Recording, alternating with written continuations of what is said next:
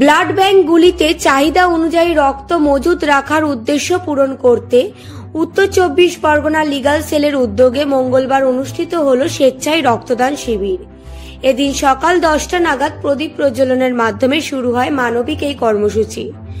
রক্তদান জীবন দান, রক্ত দিয়ে প্রাণ বাঁচান, মূলত এই কথাকেই পাথেয় করে বারাসাত আদালত প্রাঙ্গণে বিশিষ্ট অতিথিদের উপস্থিতিতে প্রদীপ প্রজ্বলনের মাধ্যমে এদিন অনুষ্ঠিত হল স্বেচ্ছায় রক্তদান শিবির।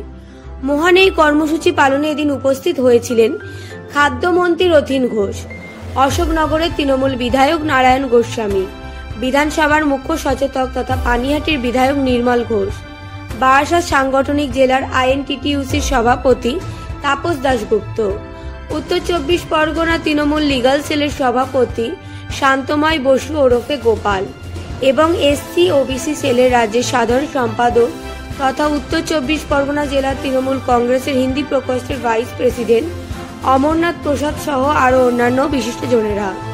জানা গিয়েছে এদিন প্রায় 80 জনের মতো রক্তদাতা রক্তদান করেছেন। সব মিলিয়ে এই অনুষ্ঠানকে কেন্দ্র করে এদিন সকলের মধ্যেই একটা আলাদা উন্মাদনা লক্ষ্য করা গিয়েছিল। বলা যায় রক্তদান এদিন উৎসব আকারে পরিণত হয়েছিল বারাসাত আদালত প্রাঙ্গণের সামনে। বারাসাত থেকে প্রীতি সিংহ রায় রিপোর্ট, বেঙ্গল টিভি 24x7। এটা আমাদের 5th ইয়ার। আমাদের একটা ইউনিট আছে তৃণমূল কংগ্রেস লিগ্যাল সেল রক্তের সেবক, আমি তার প্রেসিডেন্ট। আমরা 5ম বর্ষকে পা দিয়েছি। এটা প্রাকৃতিক দুর্যোগ কিছুটা ক্ষতি আমাদের করেছে, এটা অস্বীকার করার জায়গা নেই। আমাদের মধ্যে ল মিনিস্টার আসবার কথা ছিল, ল মিনিস্টার মনে হলো উনি আসতে পারছেন এই কারণে, অনেকে আসতে পারেনি, তাহলে ওটা ভালো রেসপন্স পেয়েছি। আমাদের এখানে প্রায় 80 জনের মতো রক্ত দিল, অলরেডি প্রায় 50 জন হয়ে গেছে। এরপরে একটা সাংস্কৃতিক অনুষ্ঠান আসছে। বিশ্বজুড়ে যে রক্তের ক্রাইসিস, সেটাকে যদি কিছুটা আমরা লাঘব করতে পারি, কিছুটা ঘাটতি মেটাতে পারি, এটা আমাদের গর্ব আইনজীবী হিসেবে। সেই উদ্যোগটা আমি নিয়েছি আজ 5 বছর আগে থেকে। এটা 5ম বর্ষ চলছে। অনুষ্ঠানটা আপনারা দেখতেই পাচ্ছেন, একটা সাংস্কৃতিক অনুষ্ঠান আছে, প্রতি বছর হয়। এটা উত্তর আরো ভালো করে করবো এই ভরসা নিয়ে, আশা নিয়ে প্রতি বছর প্রোগ্রাম করে যাচ্ছি।